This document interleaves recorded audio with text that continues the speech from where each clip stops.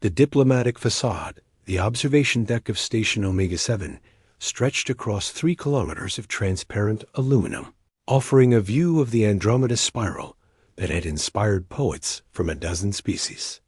Director Marcus Rivera stood with his hands clasped loosely behind his back, watching the swirling colors of distant nebulae, while behind him, the representatives of 43 alien civilizations whispered their judgments. He could hear every word. The acoustic design of the station carried sound in strange ways, and humans had learned to exploit such advantages during their 15 years of galactic diplomacy. "Look at him," came the translated voice of Counselor Thane, a Draknari whose species had mastered faster-than-light travel when humans were still drawing on cave walls. "Standing there as if he belongs among us, as if 15 years erases 1,000,000 years of evolutionary distance." Marcus's reflection in the transparent wall showed no reaction. His face remained calm, almost serene. He had practiced that expression for 3 years before his first alien contact. Every human diplomat had. The Galactic Trade Summit convened once every standard cycle, bringing together the economic powers of known space to negotiate resource agreements, technology exchanges, and territorial boundaries. Humanity had been attending for 15 years, always as observers, always with carefully measured proposals, always receiving the same polite rejections. Today would be different, though the aliens did not know it yet.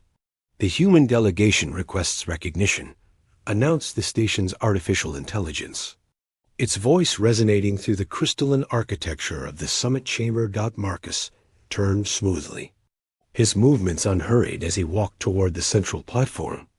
The chamber itself was a masterwork of alien engineering, a sphere of interlocking energy fields that allowed each species to exist in their preferred environmental conditions. The Aquarians floated in spheres of pressurized water. The silicates rested on beds of superheated rock. The methane breathers drifted in their toxic clouds, and humans breathed oxygen in standard atmospheric pressure. Just like a dozen other species, the galaxy considered unremarkable. Director Rivera acknowledged Prime Arbiter Kellish, a being of pure energy contained within a diplomatic matrix. "You may present Earth's petition."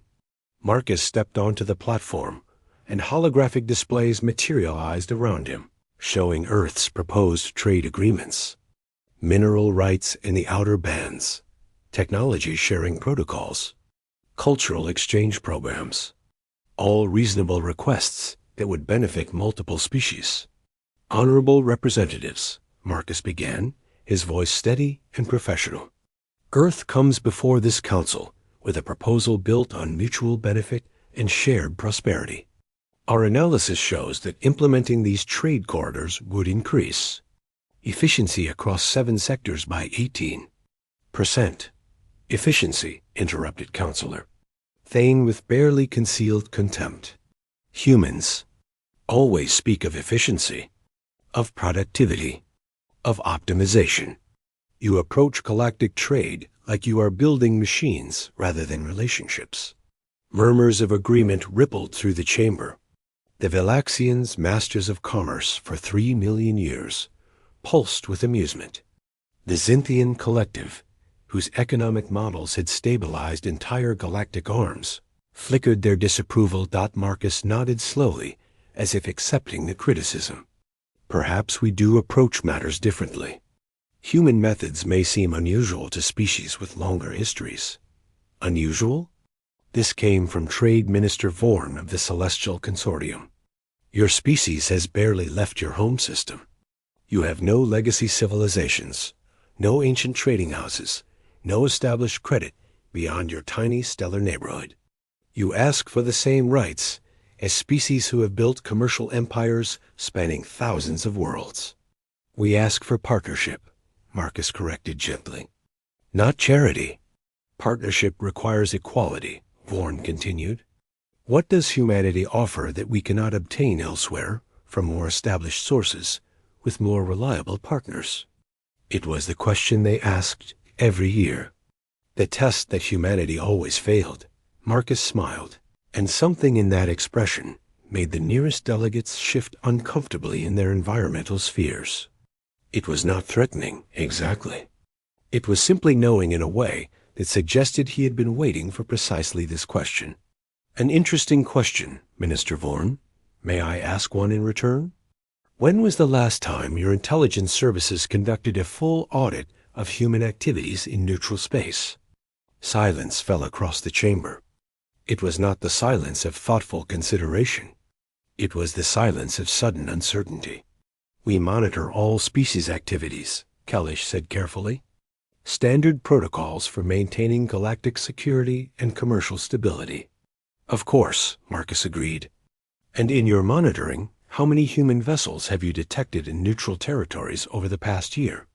Vorn's translator carried a hint of irritation. Approximately 3,000 registered merchant vessels, 200 scientific expeditions, and 57 diplomatic couriers. All properly documented and well within the boundaries established for observer species.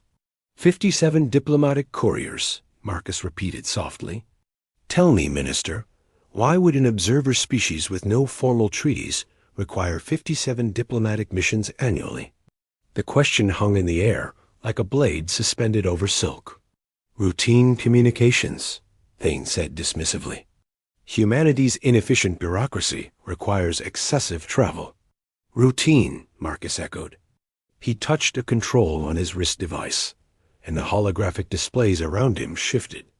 The trade proposals vanished, replaced by a star map showing the local galactic arm. Small blue markers appeared across the map. Hundreds of them. Then thousands. They multiplied like bacteria in a culture dish, spreading across neutral territories, unclaimed systems, and even into the borders of established civilizations. These are registered human presences, Marcus explained as the aliens stared at the display. Commercial vessels, as Minister Vorn noted. Scientific expeditions. Diplomatic missions. All perfectly legal under current galactic law. What is your point? Kalash demanded, though the energy matrix containing the prime arbiter flickered with what might have been concern. My point is simple. For 15 years, humanity has been exactly what you expected us to be. Polite, deferential, patient. We submitted proposals you ignored. We accepted rejections without protest. We smiled through your condescension and learned your customs and played by every single one of your rules. Marcus paused, and when he continued, his voice had not changed in volume or tone, but something fundamental had shifted in the way he occupied space. The question you should be asking is not what humanity offers. The question you should be asking is what humanity has already built while you are not paying attention. He gestured at the holographic display, and it zoomed into one of the blue markers. Data cascaded beside it, faster than most species could process, but slow enough for the chamber's translation systems to parse. This is the Kepler Mining Consortium, registered 14 years ago as a small human operation, extracting rare minerals from asteroid belts in the unclaimed outer territories. Standard commercial venture, properly licensed, paying all required fees to the Galactic Trade Authority. Another gesture. The display shifted to show financial records. Last fiscal year, the Kepler Consortium processed 47 million metric tons of strategic minerals. It employs 18,000 workers across 200 facilities in 30 systems. It operates the largest privately owned fleet of transport vessels in the neutral zones. And it is one of 400 similar human commercial ventures that have been established in territories you considered too marginal, too difficult, or too expensive to exploit. The chamber erupted, not in the violent way humans might react, but in the cascading waves of confused communication that happened when dozens of alien species tried to speak simultaneously through translation matrices. Marcus waited. He had learned patience from these very beings, after all. Impossible, Vorn finally managed. We would have detected such expansion. Our economic intelligence networks are excellent at tracking established commercial patterns. Marcus interrupted smoothly. But humans do not follow established patterns.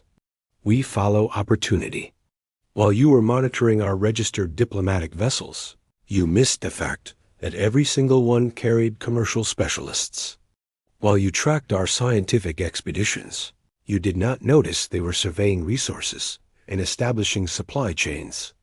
While you dismissed our merchant fleet as insignificant, we were building infrastructure in places you had written off as worthless.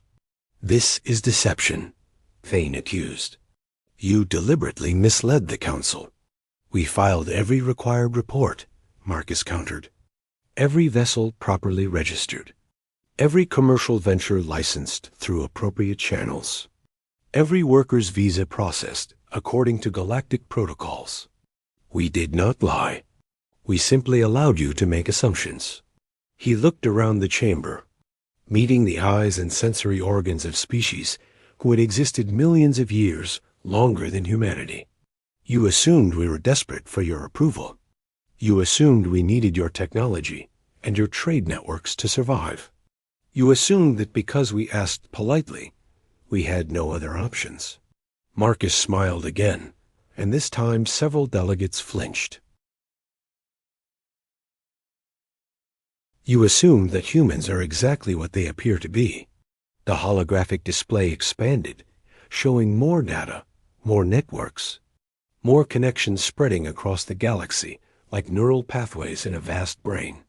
15 years ago, humanity was confined to one star system, dependent on your goodwill for everything beyond our borders. Today, we operate in 127 systems. We employ over 2 million workers in neutral space. We control 17% of all rare mineral extraction in unclaimed territories. We have established trade relationships with 46 species, most of whom have never attended this summit because you consider them too primitive or too remote to matter. You have been building an empire, Kalesh said, and for the first time, the Prime Arbiter's voice carried something like respect. We have been building a network, Marcus corrected, not through conquest or coercion, but through the same thing that brought us here today: trade, partnership, mutual benefit. We simply did it with species and in places you are not watching. He deactivated the holographic display, and suddenly the chamber felt smaller, more intimate. So when you ask what humanity offers, Minister Vorn, here is my answer. We offer what we have already proven we can deliver: efficiency, innovation, the willingness to go where others will not, the patience to build slowly and carefully. And most importantly, we offer an alternative. An alternative to what? Thane demanded. Marcus's expression grew very serious. An alternative to this council's monopoly on galactic trade. Because while you have been debating whether to grant us observer status or full membership, whether to allow us limited access or continued restrictions, we have been showing 46 other species that there is another way. A way that does not require bowing to ancient civilizations or waiting for permission from beings who believe age equals wisdom. The chamber descended into chaos again. But this time, Marcus did not wait for it to settle. Tomorrow morning, I will present humanity's actual proposal. Not a request for membership, not a petition for access. An offer of alliance to any species in this chamber who wants to join a new network built on merit rather than legacy, on partnership rather than hierarchy. He turned and walked back toward the observation deck, his footsteps echoing in the suddenly silent chamber. Consider carefully what you decide, he said without looking back. Because humanity learned something important during these 15 years of diplomatic rejection. We learned that we do not need you nearly as much as you need to make sure you do not become irrelevant. The door sealed behind him, leaving 43 alien civilizations to contemplate what they had missed while they were busy feeling superior to the young species asking for scraps. Outside, Marcus finally allowed his diplomatic mask to slip. He pressed his forehead against the cool transparency of the observation wall and permitted himself one moment of exhausted satisfaction. Phase 1 was complete. Tomorrow, they would see what humanity had really been building, and the galaxy would never look at humans the same way again. Asterisk the unveiling. The emergency session convened at dawn, Galactic Standard Time. Marcus had expected this. In fact, he had counted on it. The representatives who had spent the previous evening in urgent communications with their home governments now filled the summit chamber with an energy that tasted of barely controlled panic. Prime Arbiter Kalish materialized at the center platform precisely on schedule, the energy matrix pulsing with unusual intensity. Marcus noted the heightened state. Good. Fear sharpened attention, and he needed their complete attention for what came next. Director Rivera. Kalish began without preamble. This council demands clarification. Your statements yesterday have caused considerable concern among member civilizations. Marcus stepped onto the platform, but this time he was not alone. Beside him stood 3 other humans, each representing a different aspect of what humanity had built in the shadows of galactic indifference. Allow me to introduce my colleagues, Marcus said smoothly. Dr. Sarah Chun, Director of the Human Scientific Collective. Admiral James Okonkwo, Commander of the Neutral Zone Security Fleet. And Maria Santos, Chair of the Independent Trade Alliance. The titles alone sent ripples of confusion through the assembly. Security Fleet? Independent Alliance? These were not the designations of an observer species, confined to limited operations. Counselor Fane's translator vibrated with indignation. You speak as if humanity commands military forces. Observer species are prohibited from deploying military vessels in Galactic Council space. Admiral Okonkwo interrupted calmly. His voice carried the weight of someone accustomed to command. We have not violated that restriction. However, the treaties say nothing about security operations in neutral territories, protecting commercial interests in unclaimed systems, or defensive arrangements with non-council species. Defensive arrangements? Vorn's confusion was evident. With whom? Maria Santos smiled. She was a small woman, barely 5 feet tall, but she commanded the platform like it was her personal boardroom. With our partners, Minister, the 46 Species Director Rivera mentioned yesterday. Would you like to meet some of them? Before anyone could respond, the chamber's communication systems activated. The air shimmered as holographic representatives appeared around the outer ring of the assembly. Figures and forms that most council members had never seen before. Allow me to introduce the Independent Trade Alliance, Maria continued. The Crevathai from the outer spiral, masters of bioengineering that your pharmaceutical companies have been trying to contact for decades. The Norum Collective from the Dark Zones, whose gravitational manipulation technology is centuries ahead of current council standards. The Whisper Singers from the gas giant chains, whose quantum communication networks put your fastest courier ships to shame. Each introduction brought another holographic representative into focus. Species that the council had dismissed as too primitive, too isolated, or too alien to bother with. Species that humanity had found, approached, and partnered with, while the galactic elite were busy maintaining their ancient hierarchies. This is impossible, breathed a Velaxian delegate. The Crevathai do not engage in external commerce.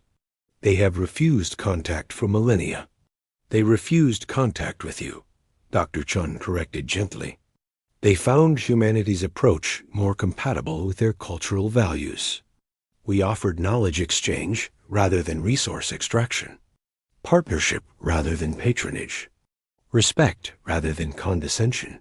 She activated her own display, and the chamber filled with cascading data that made even the most advanced species struggle to keep pace. For 15 years, the scientific collective has been conducting joint research with species you ignored. The Crevathai taught us organic computing that makes your quantum processors look like abacuses. The neuron showed us how to bend space-time in ways your physicists claim are impossible. The whisper singers gave us communication technology that operates outside normal space entirely. You lie, Thane declared. If humans possessed such technology, we would have detected it, would you? Marcus asked quietly. You have been detecting exactly what we wanted you to detect. Every report we filed was accurate. Every registration was honest. Every protocol was followed precisely. We simply never mentioned that our scientific vessels were not just exploring, they were learning. Our commercial operations were not just mining, they were building.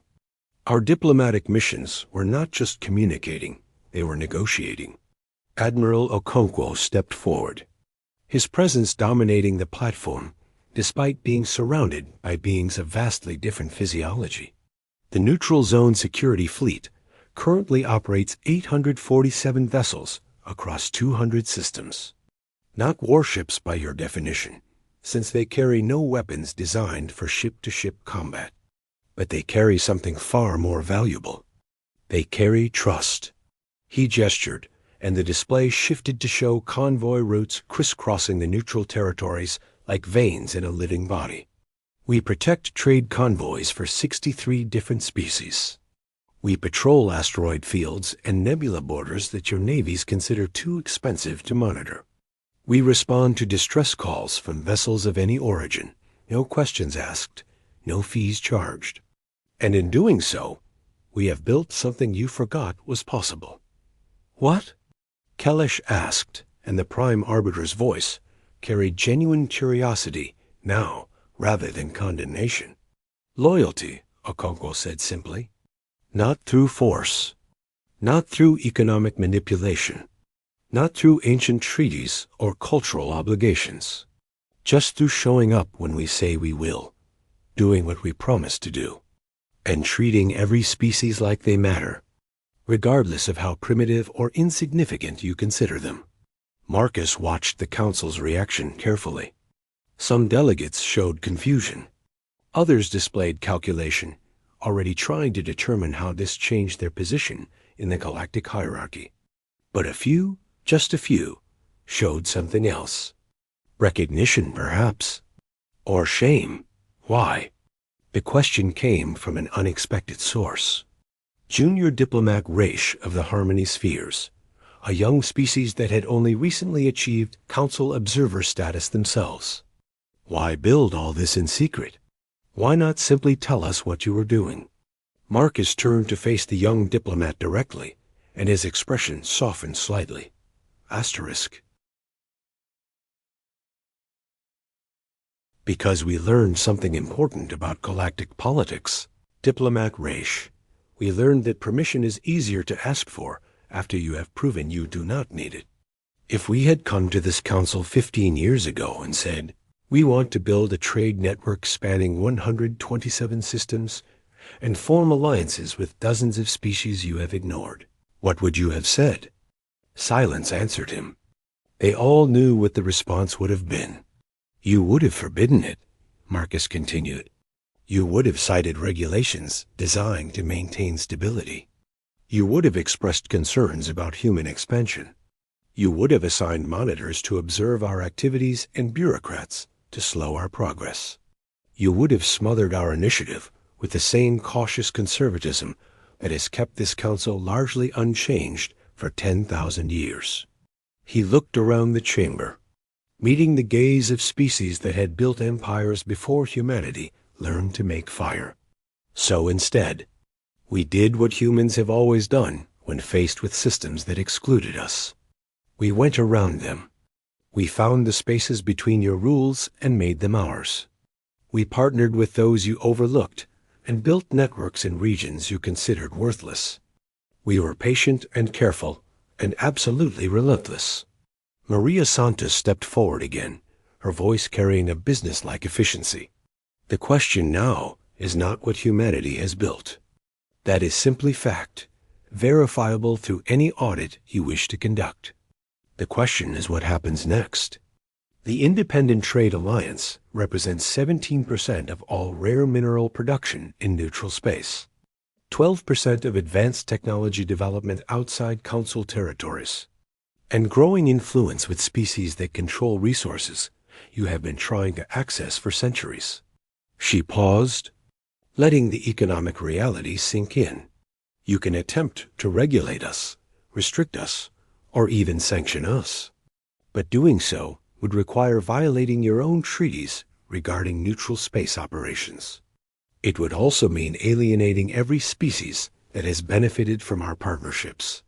And it would force us to demonstrate just how independent we actually are. You threaten the Council, Vorn said, but his voice lacked conviction. We offer the Council a choice, Marcus corrected. The same choice we have given to every species we encountered. Partnership or irrelevance. Join us in building a more inclusive galactic community. Or watch as trade routes shift away from your control. As technology develops outside your oversight. As younger species find alternatives to your ancient hierarchies. Dr. Chun activated another display.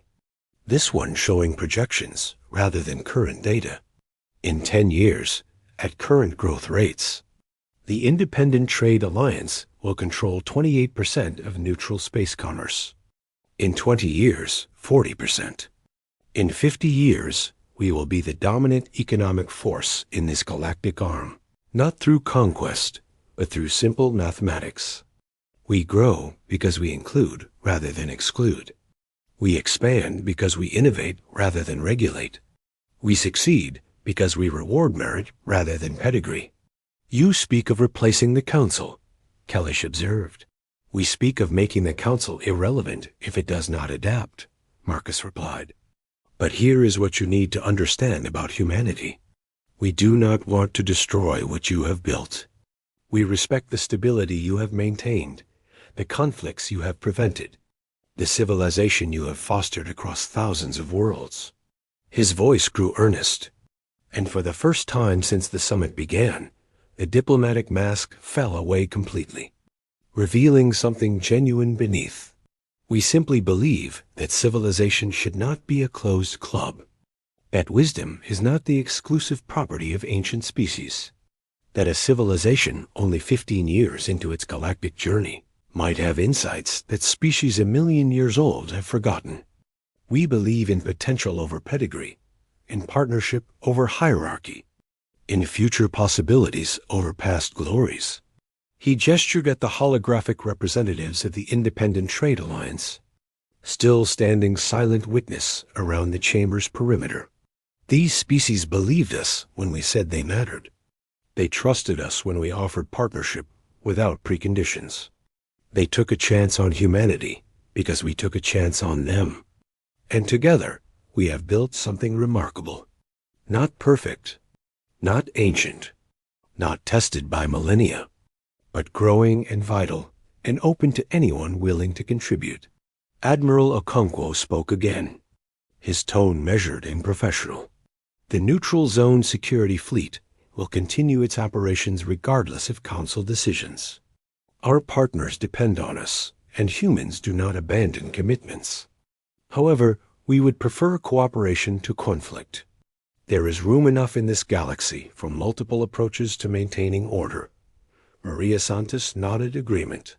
The Independent Trade Alliance will continue expanding our commercial networks. We have contracts, relationships, and obligations that span dozens of species and hundreds of systems. But we would welcome Council participation in our markets. There is profit enough for everyone willing to compete fairly. Dr. Chun added her own assurance. The scientific collective will continue our research partnerships. Knowledge grows faster when shared freely, and we have learned valuable lessons from species you never thought to ask. But we would be honored to include Council scientists in our exchanges, if they can approach other species as equals rather than subjects. Marcus let their words settle before speaking again. So here is humanity's actual proposal. Not the one we presented yesterday, but the real offer we have been building toward for 15 years. Join us. Not as senior partners dictating terms to junior members, but as equals contributing to something larger than any single species. Bring your ancient wisdom and your established networks and your hard-won stability. We will bring our innovation and our energy and our connections with species you have overlooked. He paused, and his next words carried the weight of finality.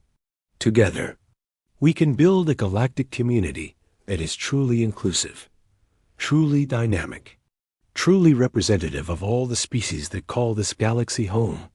Or you can maintain your exclusive club while watching the future build itself around you. And if we refuse? Thane asked. The counselor's earlier arrogance had been replaced by something more calculating. Then we continue exactly what we are doing, Marcus said simply. The Independent Trade Alliance will keep growing. The security fleet will keep protecting neutral space. A scientific collective will keep advancing knowledge with our partners. And in 50 years, maybe 100, future generations of your species will attend summits where humans set the agenda and ancient civilizations petition for observer status. The silence that fell was different from before. It was not the silence of shock or outrage. It was the silence of beings who had lived long enough to recognize a turning point in history. When they stood at its threshold. Prime. Arbiter Cullish pulsed with deep contemplation. You have given us much to consider, Director Rivera. The Council will deliberate and provide a response. Take your time, Marcus said. We have already waited 15 years. We can wait a bit longer. But know this, whether you join us or not, the future we are building will continue. The only question is whether you will be part of shaping it or simply watching it unfold. He turned to leave the platform, his colleagues following. But before he reached the exit, Junior Diplomat Raish spoke up again. Director Rivera, one more question. How did you know this would work? How did you know humanity could build all this before you were discovered and stopped? Marcus paused and looked back at the young diplomat with something like sympathy. Because we learned something important from being the youngest species in the room. Diplomat Raish, we learned that everyone underestimates you when you are new.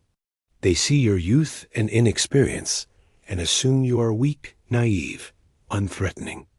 And in that underestimation lies incredible opportunity. He smiled, and it was not the diplomatic smile he had worn for 15 years. It was genuine, almost sad. The galaxy finally realized what humans actually are. Not just diplomats smiling through your condescension. Not just explorers mapping your borders. Not just merchants following your established routes. We are builders of networks you never imagined. Forgers of alliances you never considered. And architects of a future that does not require your permission. He gestured at the holographic representatives still standing witness. We are the species that sees potential where you see primitiveness. That finds value where you see worthlessness. That builds bridges where you built walls. And most importantly, we are the species that never, ever stops moving forward, regardless of who tells us we cannot. Marcus walked toward the exit, his footsteps echoing in the vast chamber. The question was never whether humanity belonged in galactic civilization, he said over his shoulder. The question was whether galactic civilization would adapt fast enough to remain relevant to what humanity is building. The doors sealed behind him, and the representatives of 43 ancient civilizations were left to contemplate a future where age and legacy no longer guaranteed relevance, where a species barely 15 years beyond their home system had fundamentally altered the balance of galactic power, not through war, not through conquest, not through force or coercion, but through patience, partnership, and the persistent human belief that the future belonged to those willing to build it, rather than those content to maintain what had already been built. Outside the chamber, Marcus finally allowed himself to breathe. Phase 2 was complete. The truth was out. The network was revealed. The choice was made. Now they would discover whether the galaxy's ancient powers could adapt to a universe where humanity had already become essential, or whether they would cling to their hierarchies while the future flowed around them like water around stones. Either way, humanity would continue forward, because that was what humans did. They moved forward, always forward, building tomorrow, even when today tried to hold them back, and the galaxy would finally understand that humans were never just diplomats, wearing patient smiles. They were architects of change, who had learned that the best way to build a future was to start before anyone realized construction had begun. Asterisk.